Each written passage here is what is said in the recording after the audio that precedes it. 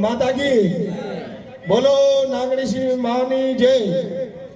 આપણા ગુજરાત રાજ્યના લોકલાડીલા ઠાકોર સમાજના આગેવાન મંત્રી સ્વરૂપજી ઠાકોર, આપણા ભાભર શહેરના દરબાર સમાજના આગેવાન પ્રવીણસિંહ રાઠોડ, આપણા ઠક્કર સમાજના આગેવાન હરિભાઈ આચાર્ય અને આપણા હજી વોર્ડ નંબર 3ના જી ઉમેદવાર અને મારે એક થોડીક વોર્ડ નંબર 3ને એક મારે વિનંતી કરવી છે।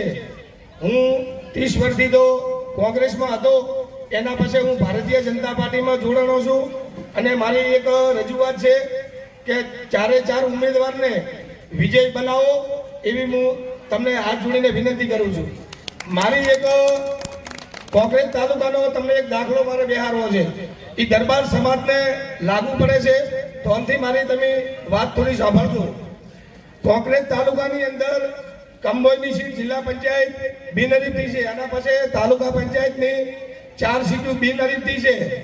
બિનહરીફથી એટલે કીર્તિસિંહના અધ્યક્ષતાની બિનહરીફથી તો બનાસકાંઠાના સંસદ સભ્યએ એમની નિવેદન એવું આપવામાં આવ્યું છે કે જે બિનહરીફ થયા દરબાર સમાજના આગેવાનો એમને એવો જવાબ આપવાનો આવ્યો છે કે ઈ ગદ્દાર છે। તો મારી દરબાર સમાજને વિનંતી છે કે એમની જવાબ આલ્યો ને ઈ જવાબનો તમારે જવાબ ક્યારે આપવાનો છે?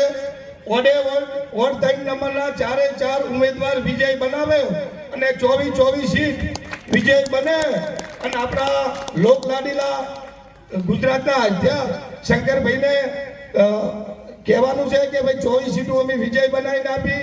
લોકલાડીલા સ્વરૂપજી ઠાકોરને એમ થવું જોઈએ કે 24 સીટો અમે વિજય બનાવીને આપી છે।